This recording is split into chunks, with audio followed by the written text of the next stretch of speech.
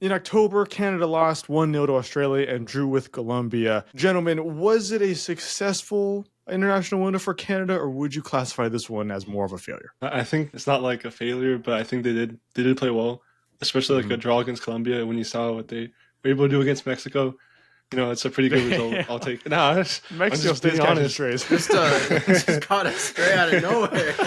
What Hey, the no, I'm saying hell? Mexico's a good team, and to lose by that much, No, it's a you're lot. backpedaling now. You're covering your No, eyes. no. Yeah.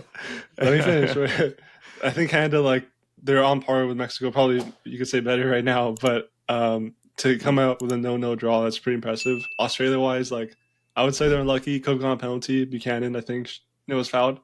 Hmm. And then the goal that Australia scored, crazy slide tackle to get the goal in. But I mean, like, they got a little unlucky, but overall, Yeah. I'd go out of here with a happy Still with result. a somewhat Yeah. positive outlook. Andres, successful, Yeah, unsuccessful? I'd say so. Despite the score lines, technically only getting 1 point from the game. But no, I think Australia. I think they looked very dangerous. I think with the kind of the whole thing we had with Canada going into like every international window really since the Copa Americas, they needed to be clinical. They can't finish. These Yeah. guys like they create these wonderful chances, and then they always keeper saves it or last second deflection. They're not putting it in the right corners. You know what I mean? Like Yeah. Canada, from both games I watched, they moved the ball so well. They created these opportunities perfectly.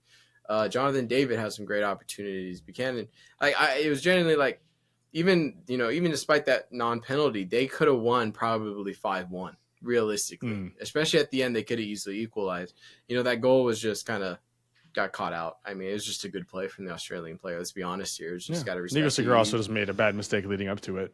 yeah, You know, but also like, you got to it's admit he individual. committed. He saw the opportunity, he took it. It was one of those things where it's like, yeah, you can't have that in the World Cup. That can't happen. But these players know that. It's not like they don't know that they fucked up. You know what I Right. mean? Like they're well aware Right. that these mistakes probably aren't going to happen in these World Cup games. But I think Australia, obviously, they've already qualified for the World Cup, so happy days for them. But also, a potential opponent you could have in a group stage or in a round of 32. And I think yeah, you lost 1-0, kind of a fluke goal if I'm being honest here. Give credit Yeah. where credit's due, but arguably, hopefully, in theory, you finish away a lot of the chances you get. I don't know what they got to do. Jesse Marsh got to like set up a whole clinic for finishing. I have no fucking idea what he's got to do, but these players got to finish, especially Right. against Colombia. I think they also went toe to toe with Colombia, and they looked fantastic in my books. Obviously, shout out Mexico. Tragically lost 4-0, but Mexico also had some great opportunities. But we already talked about in the past video, so go watch that if you haven't seen that one, and then come back to this one. But Mm-hmm. Canada had some great opportunities that they needed to finish too, and Colombia was kind of pushing the agenda a little bit, but they didn't. They were bending but weren't breaking. You know what I mean? Yeah. Especially at the end, Sinclair had a great save, 1v1 save, right at the end against Colombia, and I think overall it was a good performance, especially against a CONMEBOL team that you got to remember in Copa America, Canada was the farthest team in concacaf that went in the tournament, and I think it's something that maybe they just got CONMEBOL teams numbers. I don't have no idea, but let me tell you, it's something positive. Once again, I think Canada are back on the right track, back on the hype train that they were at Copa America. I generally think this is something they can build on and improve on. They just got to finish. I genuinely, that's all they got to do. That they're good defensively, midfield. They're very well, quick on the turn, able to connect the defense to the offense. It's literally they just got to finish. The end product is woeful, shocking, and that's what my concern is. Sometimes you can't fix that. Unfortunately, you just can't fix that. And I hope for Canada and for all Tim Hortons out there that they can they can fix that. They can fix that. It's just because I want to see Canada succeed. I got no beef with Canada. It's the only team in CONCACAF I don't got beef with, besides Jamaica and Curaçao, of course. But I don't have beef with them, so I hope they can fix this issue. I hope Promise David actually played pretty well too. I mean, shit, he had some chances. He just got to finish too. Both Davids couldn't finish. It was the most frustrating thing ever. I mean, I don't think it's a lack of talent. It's just like just gotta put the ball in the net, boys. You just gotta smack the shit out of that ball and just put it in top bins. Honestly, because every shot they had was mainly going either mid height or low shot, and it kept getting blocked. Just put that shit in the top bin. Just lean back a little bit. You know what I mean? Shit. Yeah, I mean, you bring up Copa America, Andres, and thank you for doing so, because this has been a problem since then, right? They had a great Copa America. They weren't scoring as much as they could have, right? And they could have even gone farther if they were putting the ball in the back of the net. You could even say that this problem may go back to the 2022 World Cup. Remember that game against Belgium? They could have had many They could have won that game. And that completely defined their entire World Cup run when it was all said and done. I just hope that isn't the factor that comes into play in the next World Cup. I would hope to see some better improvement. But 0 goals over 2 games, obviously that's a little bit worrying because you said they had the chances. They got the chances. We know how good Canada can be, right? And that Australia game to start it off, I think Australia played well. It wasn't Australia's full A team, which is a little shocking as well. But, Canada, I still thought played a somewhat decent game. It's just, to me, what that game told me, Jesus Christ, they can't break down a low block. Canada cannot break down a low block yet, right? And they haven't had to deal with that when it comes to CONCACAF teams. But a really good low block with Australia, which personally, I think Australia has one of the best international defenses in the entire world. They work very well. Flip that. I'm just saying. Australia, hit us up. Please do. Please do. Australia are very good at preventing teams from getting goals, right? And yet that sounds very basic. That sounds very foundational for soccer. But they disrupt teams very, very well. We saw that in that game, and Canada couldn't get a goal off that. Canada are a pot 1 team, a seed 1 team, right? So the teams that they're going to be playing against in the group stage, what are they going to do? I expect a lot of low blocks. So I do hope that Canada are able to take this game and move on and be like, okay, this is what we need to change. I hope Jesse Marsch has the tactical capabilities to change the team around. But sometimes you don't even need that. You don't even need to change anything. You just need to put the damn ball in the back of the net. I think that's really it. I think yeah, Australia's a great low block. Don't get me wrong, they did great, but at the same time, they had probably like 8 chances. Let's be real. They had probably 8 chances. Australia's keeper made some good saves, but they easily had 8 chances where they should have scored. So 100%. It's one of those things where they can break the low block down. They just don't have the final end product. But it's a great test. Just like, honestly, I think they were one of the most positive. Obviously, the United States, you could say, had a very positive window. But Canada easily had second best or tied for me personally, just because I think they countered one of the best teams in CONMEBOL you can possibly do. True nil. Then you faced a team who's insanely good on in terms of defensive shape and being able to play a low block, which is 2 things you're going to face. As soon as you get out of that group stage, you're going to either face a really good team around a 32 or a really good team around a 16. And so, Colombia is one of those teams you could possibly face.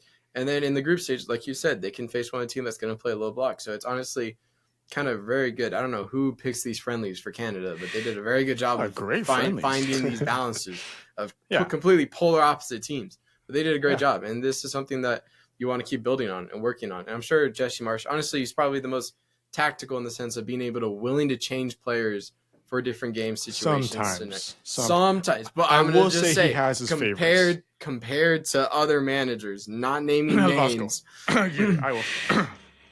Not naming names. I'm just saying I might concur / agree, but just saying. He's probably the most willing to change certain things. Not all the things around. But move things around of all the managers in CONCACAF. So honestly, this is a great window for Canada, I think. Yeah, they didn't score, but I think, you can kind of dismiss that, hopefully. They're getting there. They're getting to that point, yeah. I mean, think of Canada being able to put the ball in the back of the net, right? Like, that Australia game could have easily ended 2-3-0 if there was no individual mistake being made by Canada.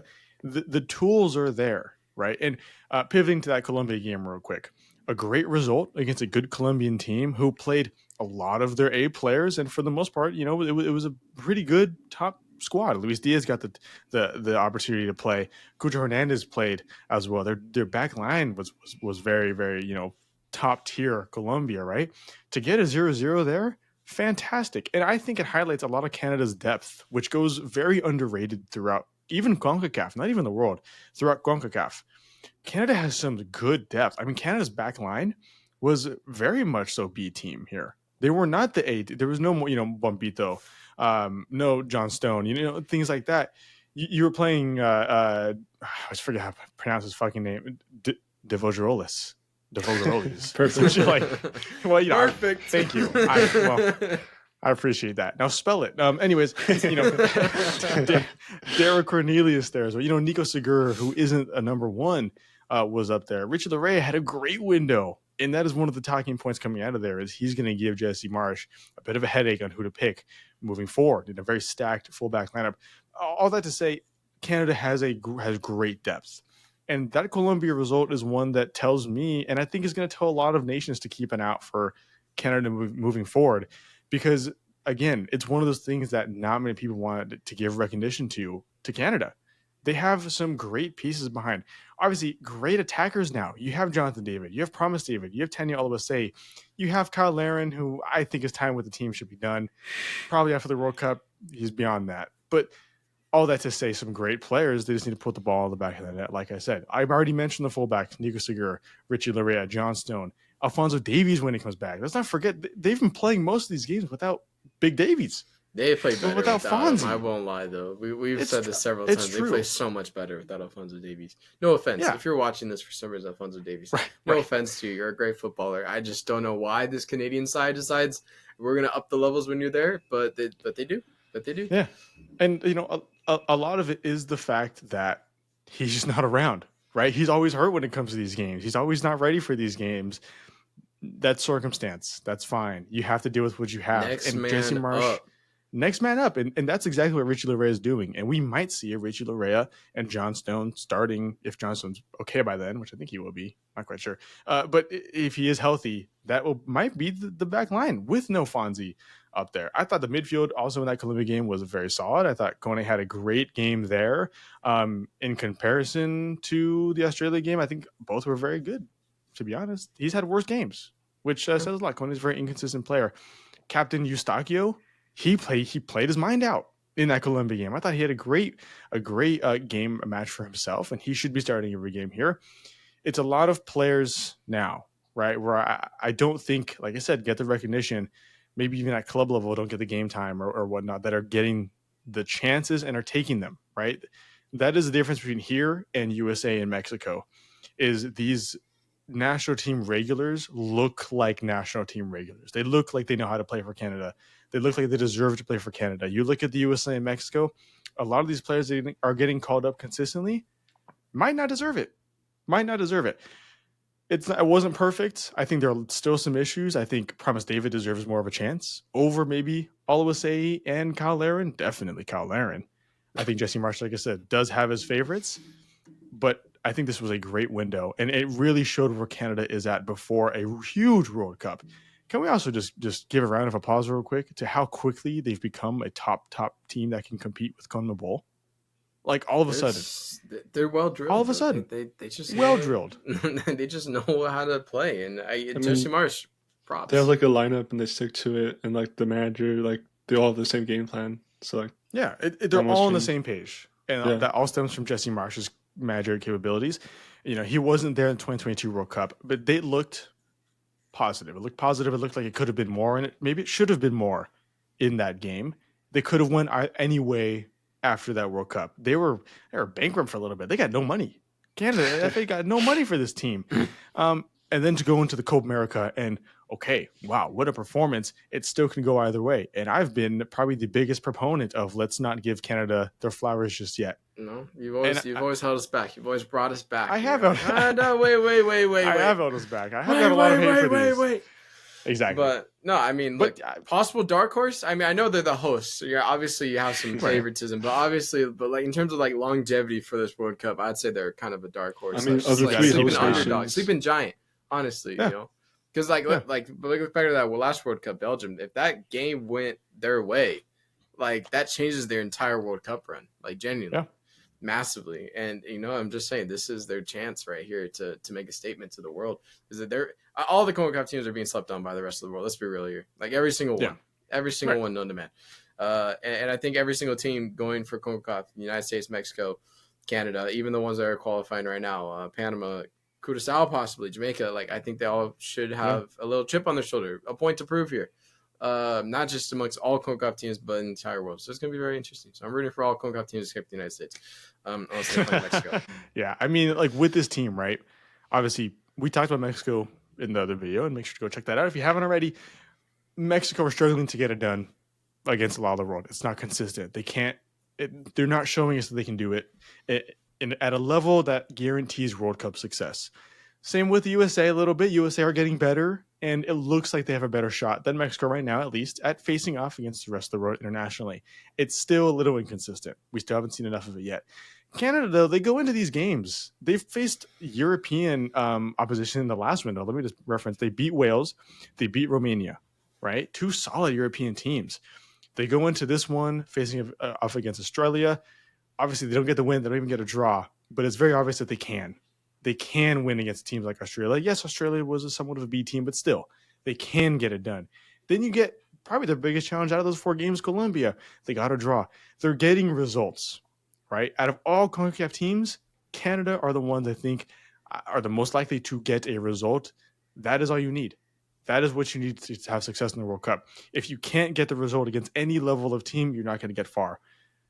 Canada are the ones that can do it. Keep an eye on Canada. Genuinely, they might be a dark horse. And if anybody wants to send us all 3 jerseys, please do so. Please I thought you said they're broke. Well, I was talking to fans. I wasn't talking to the fans. I was talking not to fans. anymore. I don't know. Not anymore. They might be rolling in that Copa America money. I don't know, man. Who knows? Who knows? They probably spent it all, to be honest, shipping them out to Romania and Wales and whatnot. But yeah, any lasting thoughts, gentlemen, before we end this video off? Tim Hortons, man. What an establishment. Tim Hortons, man. Tim Hortons, man. Let's get that sponsorship going on. Never tried Tim Hortons, but ship us out some. I mean, shit. If there's a game in Canada we want to go to, first stop is Tim Hortons, baby. Just that Tim Hortons vodka about to go crazy. The Vancouver World Cup road trip? Dude, hey, the amount of states we got to go through, but hey, you know what? You never know. What, 2 other states? No, we got. Well, I count. Northern California's quite. California's quite big, bro. It's like. Yeah, it's just one state. You have a number of states. Yeah, but anyways, that's a long. That's logistics. Worth it That'll get for Tim figured Hortons, out later. baby. Tim Hortons, hit us up. Please do. Please do. That is going to be it from us, ladies and gentlemen. We are Getting Football, your one-stop shop for all things CONCACAF going into this World Cup. That was off the dome, ladies and gentlemen. My name is Elijah, joined by Joaquin and Andres. Per usual, let us know your thoughts in the comments down below. We will read and react to as many as we can. Hit that like button if you want to help us out and you're going to support Canada in the World Cup. And make sure to subscribe for more content like this. Yep. All right. We'll see you guys in future videos. Take care.